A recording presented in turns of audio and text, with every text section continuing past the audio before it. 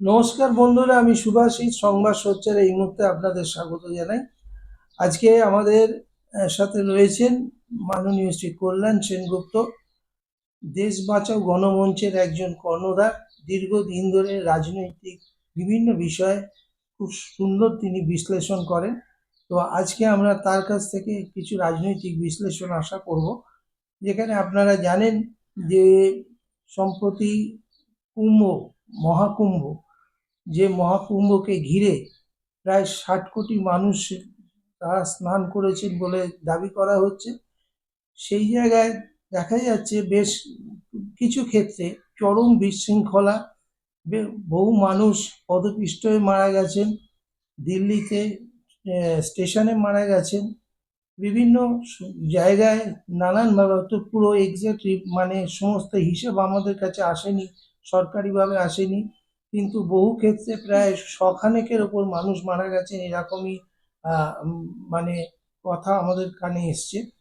তো সেই জায়গায় দাঁড়িয়ে মহাকুম্ভ, এই যে একটা চরম অব্যবস্থা, পাশাপাশি আমাদের রাজ্যে যে গঙ্গাসাগর হয় সেখানেও কয়েক কোটি মানুষে আসেন, সেই ব্যবস্থা, দুটি বিষয় কিভাবে দেখছেন মাননীয় কল্যাণ সেনগুপ্তর কাছে আমরা যাব।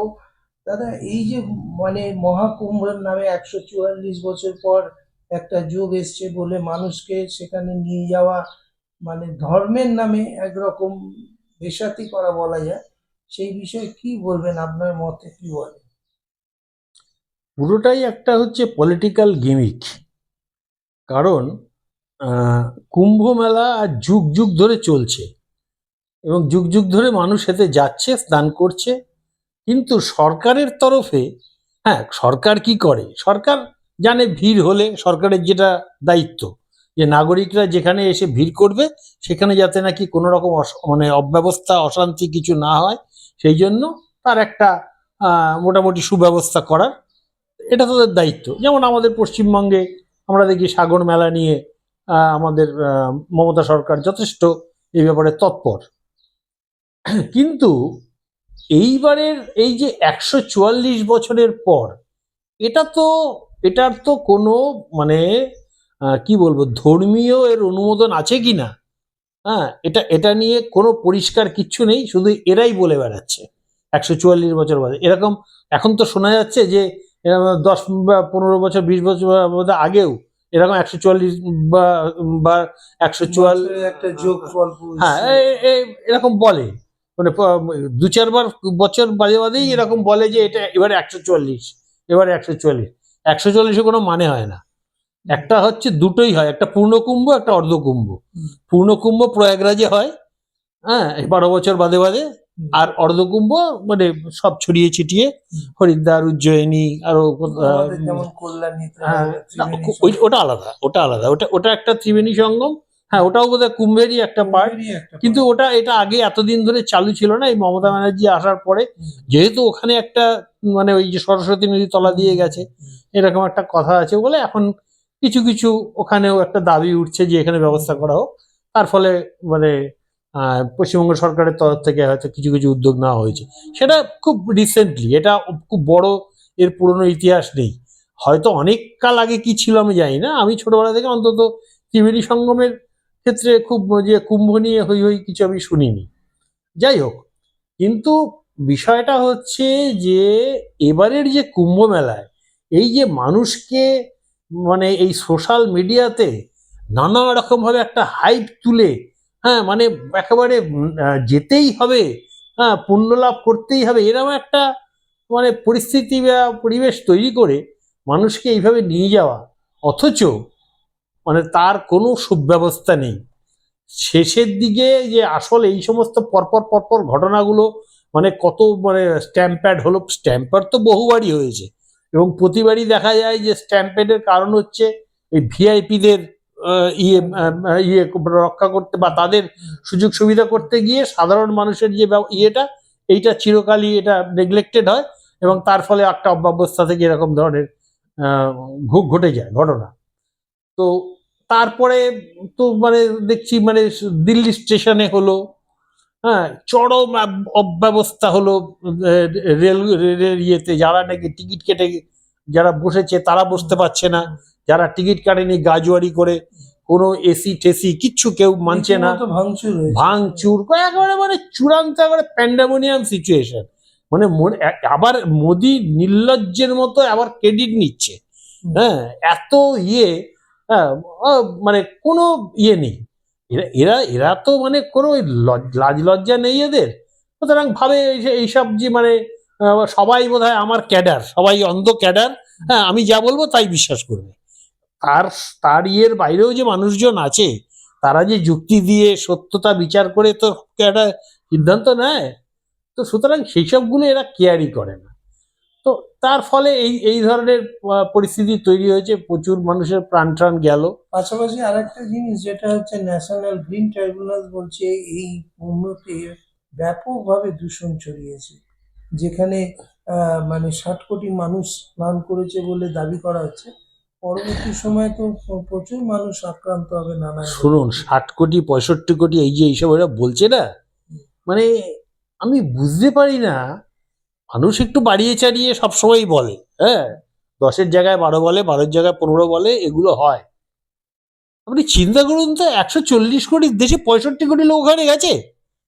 এটা এটা কোনো অঙ্কে মিলবে না, এটা বাস্তবে কোনোদিন মিলবে না, যুক্তি দিয়ে কোনোদিন এটা বিশ্বাস করা যায়?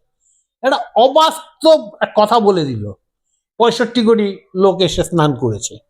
সমস্ত এদের মানে অশিক্ষিত, হ্যাঁ কোনো জ্ঞানগম্যি নেই। মানুষ এই যে কথাবার্তাগুলো কিভাবে নিচ্ছে জানি। তবে হ্যাঁ এটাও ঠিকই যে এই যে টিভিতে এগুলোও দেখি যে বহু লোক গেছে পরবর্তীকালে, যখন নাকি ভিড় আর ওই ওই মানে ওই যে স্ট্যাম্পের ট্যাম্পের ঘটনাগুলো ঘটে যাওয়ার পর এক পরবর্তীকালে এই যে শিব চতুর্দশীর আগে আবার দিন 15 ধরে একটা যাতায়াত হচ্ছিল না, এখন সরকার আস্তে আস্তে আস্তে আস্তে খানিকটা ব্যবস্থা নিচ্ছে আর কি। মানে মানে খানিকটা একটু মানে ট্রেনের সংখ্যা বাড়িয়েছে, হ্যাঁ সেখান থেকে একটুখানি আস্তে আস্তে সুব্যবস্থা করে, মানে মানে ওই অবস্থায় তো আর কোনো লাইভ দেখাইনি। হ্যাঁ তখন তো শুধু ওইসব খবরগুলোই দেখেছি। এখন আমরা যে টিভি দেখা কিছু দেখলো, তারা একেবারে মানে যোগী আর মোদী ধন্যি ধন্যি করছে। হ্যাঁ তা কিছু পাগল তো আছে, বা কিছু মানে এরা তো ইচ্ছাকৃতভাবে সব এইসব হিন্দু ধর্মের ইয়েরা তাদেরকে পাঠিয়েছে, তাদেরকে দিয়ে বলাচ্ছে, হ্যাঁ এবার ধন্যি ধন্যি করছে। হ্যাঁ কিছু থাকবে, কিন্তু কথা হচ্ছে যে আজকে ধর্ম ধুয়ে তো মানুষের পেট ভরে না, না আজকে মানে ওরা ভাবছে বোধহয় এইগুলো করলেই বোধহয় লোকে খুশি। বলা হচ্ছে 20,000 কোটি টাকা খরচা করা হয়েছে এই কুম্ভ মেলায়, অথচ যে দেশ এই কুম্ভ মেলায় 20,000 কোটি টাকা খরচা করে, সেই দেশের 80 কোটি মানুষকে বিনা পয়সায় রেশন দিতে হয়, না হলে তাদের খাবার জোগায় না। এটা এইটা এটা নিয়ে কি বলবো? না না এটাতে তো এই যে মানে এরা এরা বলে আমাদের যে গরিব সংখ্যা নাকি খুব কমে গেছে। হ্যাঁ তো তাহলে তুমি এত লোককে দিচ্ছ কেন? 80 কোটি লোককে তাহলে তুমি কেন ফ্রি রেশন দিচ্ছ? কোথাও এগুলো তো মেলে না কিছু, তাই না? তো আজকে মানে এই যে আরেকটা বিষয় হচ্ছে যে রেলে যে দুরবস্থাটা হয়েছে, বা ওইখানে রেল থেকে নেমে যেমন আমার পরিচিত কয়েকজনে গেছিল, তারা বলছে ট্রেন থেকে নেমে আমরা হাঁটছি তো হাঁটছি, হ্যাঁ মানে কোনো দিশা নেই, কোথাও কোনো একটা হেল্প করার নেই। সব বাইরের থেকে পুলিশ নিয়ে এসছে, তারা নিজেরাই কিছু জানে না, কোনো ট্রেনিং হয়নি, মানে একটা মানে চূড়ান্ত অব্যবস্থা। हाँ इधर जाइए देखिए मिल जाएगा पूछ लीजिए কাকে পুছ করবে? একটা দোকান নেই, কিচ্ছু নেই, মানে খাওয়ার জল নেই। ওই শুধু ওই কিছু কিছু বাদে বাদে ওই যে মানে সমস্ত ওই চপ ফপের মতো কিছু কিছু দোকান আছে, সেগুলোও তো আমাদের মানে বাংলার মতো ওই রকম মুখরোচক চপের নয়। একবার যাচ্ছে তাই অবস্থা, ওগুলো কেউ ভক্তি করে খেতে পারবে না। মানে চূড়ান্ত অব্যবস্থা। হ্যাঁ একটা মানে যে বিস্কুট কিনবে, চা খাবে, জল খাবে, সেই ব্যবস্থাও ঠিক মতো নেই। তো মানে এইরকম একটা অবস্থার মধ্যে দিয়ে হলো। কিন্তু এটা এটা হতো না যদি মানে এইভাবে সরকারের তরফ থেকে মানে এইভাবে যদি মানে সবাইকে 144 বছর বিশাল পুণ্য মনে হচ্ছে যেন মানে না গেলে পরেই একটা বড় পাপ হবে, এরকম একটা মানে প্রচার চালানো হয়েছে যে না যাওয়াটাই একটা বড় পাপ। হ্যাঁ তো এখন যারা মারা গেল তারা পুণ্যের ফল পেল না পাপের ফল পেল? বলা হচ্ছে তারা সরাসরি হ্যাঁ। স্বর্গপ্রাপ্তি হয়ে হ্যাঁ, তারা স্বর্গপ্রাপ্তি হয়ে গেছে, ভালো কথা।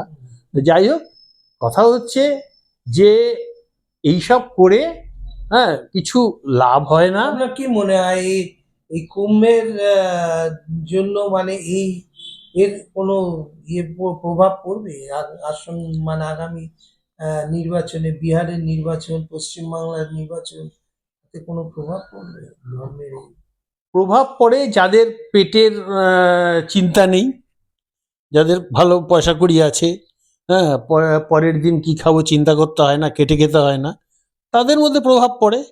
কিন্তু সাধারণভাবে যারা খেটে খায়, যাদেরকে ভবিষ্যৎ অনিশ্চিত, সেই লোকগুলোর কিন্তু তারা মানে তাদেরকে তো নিয়ে মানে রেগুলার তো একটা লড়াইয়ের মধ্য দিয়ে, সংগ্রামের মধ্য দিয়ে তারা বেঁচে থাকতে হয়। সুতরাং তারা কিন্তু এই সমস্ত ধর্মের ঠুলি পরিয়ে বেশি দিন রাখা যায় না। তারা তারা চায় যে সরকার আমাদের জন্য কি করছে। আজকে এই যে পশ্চিমবঙ্গে তো এত সাধারণ গরিব মানুষের জন্য এত স্কিম, তার বেনিফিট তারা পাচ্ছে বলেই তো তারা আজকে এই সরকারটাকে সমর্থন করছে। তো কিন্তু সেরকম তো সব জায়গায় তা নেই। এই তো কোথায় কোথায় জিতলো সব মা কি বেহেনা পায়না বলে, লক্ষ্মীর ভান্ডারের মতো আর কি। এখন তো দিল্লিতে শুনছি নাকি কবে দেবে কি দেবে না তার কোনো ঠিক নেই, মানে ভোটে জিতে গেল, এইসব বলে টলে, তারপর এখন দেবে কি দেবে না কোনো ঠিক নেই। তো এইরকম ভাবে চলছে। কিন্তু এইসব দিয়ে মানুষকে বেশি দিন বোকা বানিয়ে রাখা যাবে না। মানুষ কিন্তু তার যে রুটি রুজি, শিক্ষা, স্বাস্থ্য, এইগুলো কতটা সে পাচ্ছে, তার বেনিফিট পাচ্ছে কিনা, মানুষ কিন্তু এইগুলো দেখেই হিসেব করে তারপর ভোটটা দেয়। আগামী দিনে সেই দিক দিয়ে বিজেপির খুব একটা সুবিধা হবে বলে মনে হয় না। তবে বিজেপির একটাই সুবিধে, সেটা হচ্ছে বিরোধীদের অনৈক্য। বিরোধীরা যদি আজকে ঐক্যবদ্ধ থাকতো, আজকে যদি ইন্ডিয়া জোটটা টিকে থাকতো, কংগ্রেস থেকে বলা হলো যে এরকম কি আমরা এখন দলকে শক্তিশালী করব। এই দলকে শক্তিশালী করার নমুনা হচ্ছে একটার পর একটা রাজ্য তাদের হাতছাড়া হচ্ছে, আর শক্তিশালী হচ্ছে বিজেপি। এই হচ্ছে মানে ইন্ডিয়া জোটটার সব মানে সর্বনাশ করার, এটাই আমরা তার ফল, নিট ফলটা দেখতে পাচ্ছি। এবং তার জন্য লাভ হচ্ছে মোদির বা বিজেপির। কিন্তু এই যদি আজকে যদি ঐক্যবদ্ধ থাকতো, আজকে মানে এই ক্ষমতা হতো মানে সরকারের এই ধরনের যা খুশি করা, এই যে ভোটার লিস্টে জল মেশাচ্ছে, এই যে মানে নির্বাচন কমিশন একতরফা ভাবে যা খুশি তাই করে যাচ্ছে। আজকে অমিত শাহের যে সেক্রেটারি, তাকে আজকে নির্বাচন কমিশনার বানিয়ে দিল নিজেদের ইচ্ছা মতো, যা খুশি। এখানে আপনি কি কোনো ভাবছেন যে কোনো হবে নাকি? কোনো যে কোনো অন্যায়ের কোনো প্রতিবাদ করলো তার কোনো এই জায়গায় একটা বলি, প্রতিকার নেই। গতকাল 27 তারিখে মমতা ব্যানার্জি নেতাজি ইন্ডোর স্টেডিয়ামে ভয়ঙ্কর একটা অভিযোগ এনেছেন যে এই রাজ্যের বিভিন্ন এলাকা, বিশেষ করে মুসলিম অধ্যুষিত এলাকার মুসলিম সম্প্রদায়ের মানুষের নাম বাদ দিয়ে সেখানে হরিয়ানা, গুজরাট, রাজস্থান, এই সমস্ত এলাকার মানে রাজ্যের মানুষের নাম ঢোকানো হচ্ছে। তো ভয়ঙ্কর মানে একটা বার্তা, কি বলবেন? এইটা হচ্ছে কি, তো বাংলাকে শেষ করে দেওয়ার চক্রান্ত। না বাংলাকে তো ওরা দেখছে কোনোভাবে সোজাভাবে তো জিততে পারছে না। এখন এইটা একটা এই জেলে পড়ো, এই করো, একে ধরো তাকে ধরো, সব দুর্নীতি করছে, এইসব বলে টলে তো অনেক কাণ্ড করলো। করে করে করে করে তো দেখা গেল তাদের আসন সংখ্যা বাড়ছে না কমছে। তো ওই 19-এ একবার যা বেড়েছিল, তারপর থেকে খালি কমেই যাচ্ছে। তো কোনো কিছুতেই হচ্ছে না। এখন মানে একটা নতুন জিনিস হচ্ছে ভোটার লিস্টের মধ্যে এই জল মেশানো, কারসাজি করে এখানকার জেনুইন ভোটারের নামে অন্য উল্টো পাল্টা ঢুকিয়ে, মানে যদি বাইরের থেকে লোক এনে ভোট দেওয়াতে পারে তাহলে একরকম হলো, আর যদি সেটাও না হয় তাহলে অন্তত এর ভোটটা বাতিল হয়ে গেল, একটা জেনুইন ভোট বাতিল হয়ে গেল। মানে নানা রকম হিসেব কষে এই ধরনের খেলাগুলো খেলছে।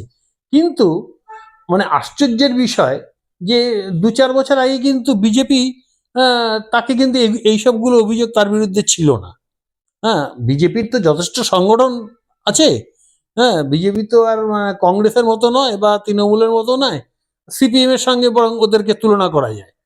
হ্যাঁ, তো সুতরাং আজকে কিন্তু মানে আগে আমরা কিন্তু দেখিনি যে বিজেপি রাজ্যে রাজ্যে এরকম করছে, কিন্তু এখন দেখা যাচ্ছে। এখন এই এই কথাটা উঠেছে মহারাষ্ট্রে, এই কথাটা উঠেছে দিল্লিতে। হ্যাঁ, এগুলো এগুলো আস্তে আস্তে পরিষ্কার। তার ফলে এবার মানে এই ঘটনাগুলোর থেকে মানে এখন পশ্চিমবঙ্গ তারপরে খোঁজ খবর করেছে, করে দেখেছে হ্যাঁ সত্যিই তো কিছু কিছু পাওয়া গেছে, যার জন্যই তো মমতা ব্যানার্জি কালকে এইভাবে সবাইকে বললো। বলছে দুটো এজেন্সিকে এই ব্যাপারে কাজে লাগানো। হ্যাঁ, লাগাচ্ছে। আরে যদি নির্বাচন কমিশনার তোমার পকেটে থাকে, তুমি তো তাকে দিয়ে যা খুশি তাই করাতে পারো। আর সবচেয়ে আশ্চর্য লাগলো আমার সেলিম। হ্যাঁ, সেলিমে এই যে কালকে তৃণমূল যে কথাটা বলল বিজেপির বিরুদ্ধে, সেলিম গায়ে লেগে গেল। সেলিম বলছে ভূত, সর্ষের মধ্যে ভূত, ভূত এখন ভূত খুঁজছে, হ্যান ত্যান। তার মানে কি বিজেপির কোনো দোষ নেই, সব দোষ হচ্ছে তৃণমূলের। তৃণমূলই এইসব ভূতের চক্রান্ত, এইসব ইয়ে। আমরা তো এতকাল ধরে জেনে এসছি যে যেহেতু কেন্দ্রের সরকার কংগ্রেস সরকারকে তারা সমর্থন জুগিয়েছে বলে দিনের পর দিন তারা এখানে ভোটের নামে যা খুশি তাই করে গেছে। হ্যাঁ, মানে যারা পাড়া ছেড়ে চলে গেছে, এগুলো আমাদের চোখের সামনে দেখা। পাড়া ছেড়ে চলে গেছে, তাদের যেই পাড়ায় গেছে সেখানে উঠেছে নাম, এই পাড়ায় নাম আছে, আরো কত জায়গায় নাম আছে। হ্যাঁ, তারা সব ঘুরে ঘুরে ঘুরে ঘুরে ভোট দিত। এমনও হয়েছে যত ভোটার সংখ্যা বুথে তার থেকে বেশি লোক ভোট দিয়েছে, সেও দেখা গেছে। কত কিছু এই মানে ভোট ভোট নিয়ে এরা কত কাণ্ড করে গেছে, আমরা তো চোখের সামনে দেখা। সকালবেলা উঠে হ্যাঁ দেখা গেল যারা কিছু লোক আছে না যারা সকাল সকাল ভোট দিতে যায়, গিয়ে দেখা গেল তারা এগোতেই পারছে না। হ্যাঁ, বুঝছেন? বুথ জ্যাম, সব বাইরের থেকে ছেলে পেলে এনে তারা ওইখানে জ্যাম করে লাইনে দাঁড় করে দিয়ে বসে আছে, এগোতেই পারছে না। না, একটা তখন তো আমরা তখন 80-র দশক বলুন 90 বলুন, তখনও তৃণমূল কংগ্রেসের জন্ম হয়নি, কংগ্রেস যখন বিরোধী দল ছিল, আমাদের প্রায় শুনতে হতো ক্যান্ডিডেটরা বলছে যে আমরা 60 থেকে 70 হাজার ভোটে পিছিয়ে থেকে নির্বাচনে লড়তে যাচ্ছি। মানে সিপিএম এর কাজ এমন হয়েছে যে এমন ভাবে ভোটার লিস্টে তারা কাটছাট করেছে, তাতে 60 থেকে 70 হাজার ভোটে হেরে মানে পিছিয়ে থেকে নির্বাচনে লড়তে যাওয়া। এখন কি সেই রকম একটা পরিস্থিতি আবার ফিরিয়ে আনার চক্রান্ত চলছে? এবং সেটা কি আপনার মনে হয় যে শাসক দলের তৃণমূলের কর্মীরা তারা বুথস্তরে এই লড়াইটা তারা আটকাতে পারবে? এখানে তফাৎটা হচ্ছে সিপিএম যখন এই কাজটা করেছে না, তখন প্রথম কথা হচ্ছে কেন্দ্রের মানে পরোক্ষ পরোক্ষ সমর্থন। হ্যাঁ, কেন্দ্রের যদি বিরোধিতা থাকতো, যেমন 2011-তে প্রকাশ কারাত কি করলো, সমর্থন তুলে নিল, তারপরে কেন্দ্রের সাপোর্টটা আর পেলো না। হ্যাঁ, কেন্দ্রের সাপোর্টটা না পাওয়াতে উড়ে চলে গেল। হ্যাঁ, কিন্তু তার আগে পুরো মানে মানে চমকে পমকে যেভাবেই হোক মানে নির্বাচন কমিশনকে ওরা একেবারে ঠুটো জগন্নাথ করে রেখে যা করে তাই করে যেত। হ্যাঁ, তো সেইভাবে দিনের পর দিন ভোটে জিতেছে, কারণ তখন ক্ষমতায় ছিল।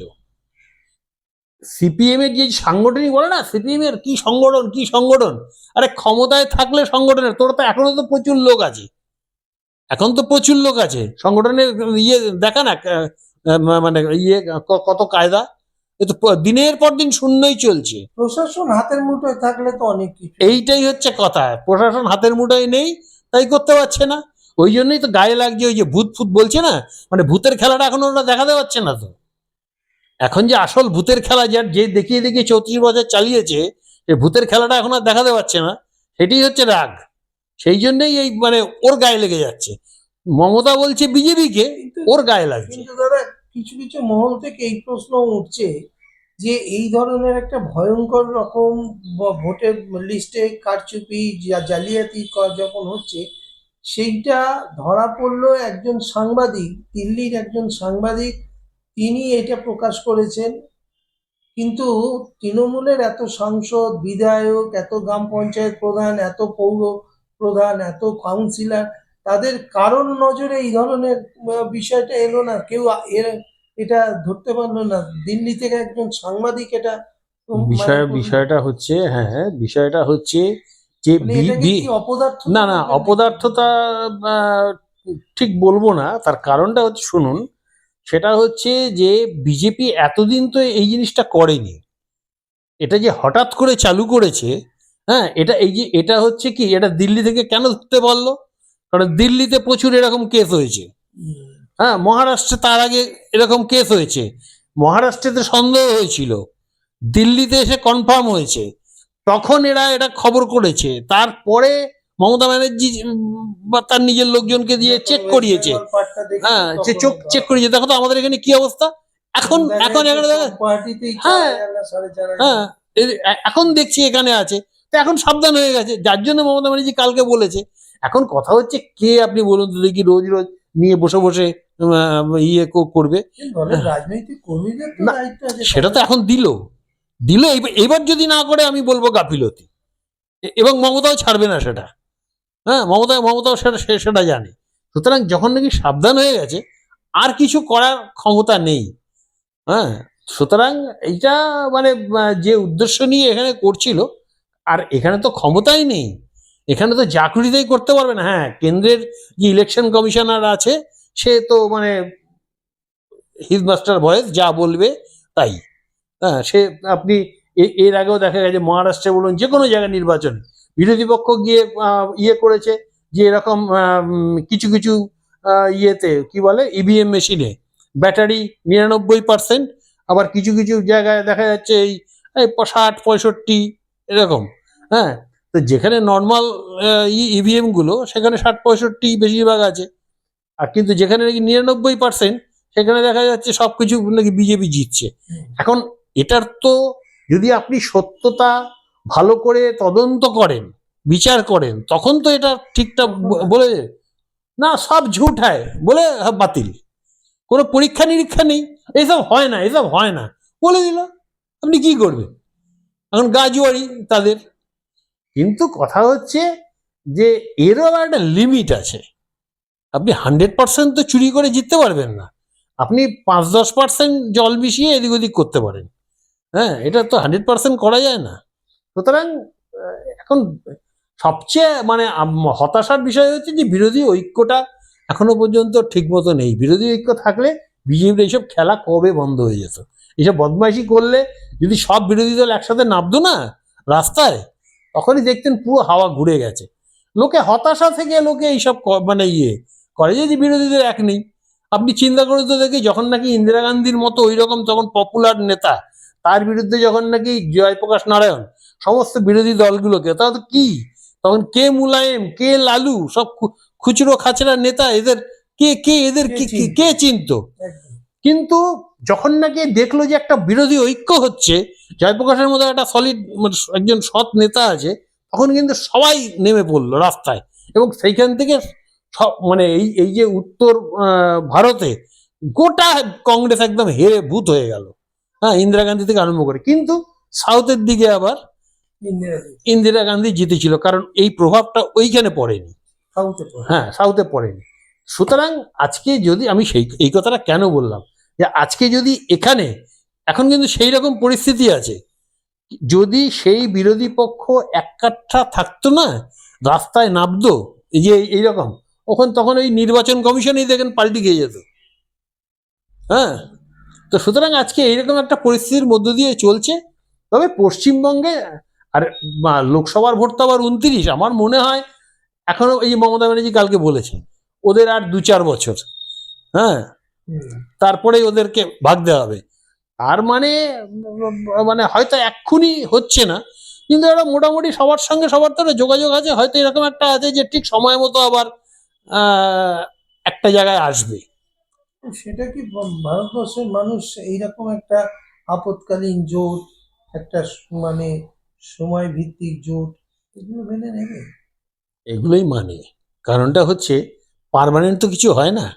একমাত্র পার্মানেন্ট আমরা দেখেছিলাম এই বামফ্রন্টের ক্ষেত্রে, 34 বছর ধরে চলছে এক ছাঁচ, সিপিএম যা বলে বাকিরা ওই যা ওই। সবচেয়ে বড় কথা, নরেন্দ্র মোদীর বিরুদ্ধে একটা মুখ চাইতো, সেই মুখটা কে? বিরোধী দলের সেই নেতৃত্বটা কে?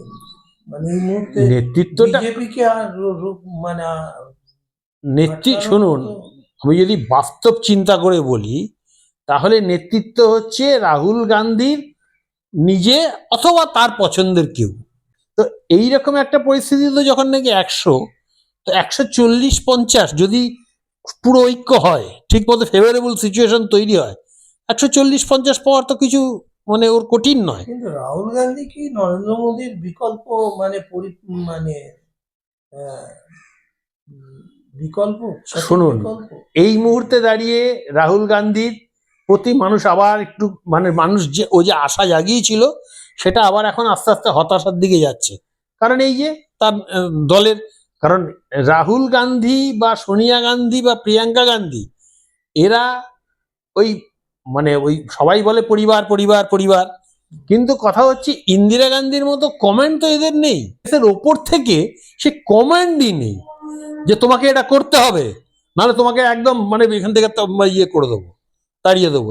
মমতাকে যে ভয়টা পায়, হ্যাঁ, এটা শুধু প্রমাণ নেতৃত্ব। করছে কংগ্রেসের দুর্বল নেতৃত্ব। তাহলে হ্যাঁ, কংগ্রেসের দুর্বল তারা নেতৃত্ব। কি করে কিন্তু না, নরেন্দ্র আমি মোদীর বিকল্প হতে এই এই কথাটা শুন, কোনো কিছুই একরকম চলে না। এই যে কন্যাকুমারিকা থেকে কাশ্মীর অব্দি যে যাত্রাটা হলো, তার আগে রাহুলের ইমেজ কি ছিল? পাপ্পু। নরেন্দ্র মোদীরা তো বলতোই, মানুষও সাধারণত পাপ্পু পাপ্পু বলতো, কারণ এর কোনো ইয়ে নেই, এই কখন এখানে আছে, কখন ইটালি চলে যাচ্ছে, কখন আমেরিকা চলে যাচ্ছে, কখন ইংল্যান্ড চলে যাচ্ছে। কিন্তু এই ভারত জোড়ো যাত্রা তো কোনো এফেক্টই পড়লো না, কোনো এফেক্ট পড়ে, অবশ্যই পড়েছে। এফেক্ট পড়েছে বলেই তো হরিয়ানা হলো না, প্রতিটা বিধানসভা সেটা তো নির্বাচনে পরবর্তীকালে বলছি না। ওই যে ইন্ডিয়া জোটটা, ওই ইন্ডিয়া জোটের শুরুটা হলো পাটনা থেকে, তারপরে দিল্লি হলো, তারপরে মহারাষ্ট্র হলো, তারপরে কুমায় পাঠিয়ে দিল। কংগ্রেসের মধ্যে যারা দ্বিতীয় সারির নেতা আছে, হ্যাঁ, মানে যাদের কথা শুনে রাহুল চলে, সেই নেতাগুলোর যারা নাকি এই আশেপাশে যে সমস্ত অ্যাং ব্যাং চ্যাংগুলো থাকে না, তারা সব মোদির পয়সায় চলে, এবং তারাই এই সমস্ত মানে ভেতর থেকে সাবর্ডেজ করে। না, আপনার বক্তব্য কংগ্রেসের মধ্যে ঘটশত্রুর অভিযান প্রচুর। একদম। এবং সেইটার জন্যই আজকে ঐক্যটা মানে ঐক্য হচ্ছে না, বা ইন্ডিয়া জোট কোমায় চলে গেছে, কংগ্রেস কোমায় পাঠিয়ে দিয়েছে, পাঠিয়ে দিয়ে মুখে বলছে কি না আমরা দলকে এখন শক্তিশালী করব। একটা কিছু তো বলতে হবে, যে তুমি হঠাৎ করে ঐক্যটা ভেঙে ভেঙে দিয়ে কেন এটা করলে, কি না আমরা এখন দলকে ঐক্য শক্তিশালী করব। এতক্ষণ আমরা শুনলাম মাননীয় কল্যাণ সেনগুপ্ত তার মতো করে নির্বাচন রাজনৈতিক বিশ্লেষণ করলেন। আমরা দেখবো আগামী দিনে রাজনীতির স্রোত কোন দিকে কিভাবে বইছে। অবশ্যই আশা করব যে বাংলায় যে আশঙ্কা তৈরি হয়েছে, বিভাজনের আশঙ্কা তৈরি হয়েছে, ধর্ম নিয়ে যে একটা ভয়ঙ্কর রকম রাজনীতি মেরুকরণের চেষ্টা চলছে, তার বিরুদ্ধে বাংলার সচেতন মানুষ তারা সজাগ থাকবে, সতর্ক থাকবে।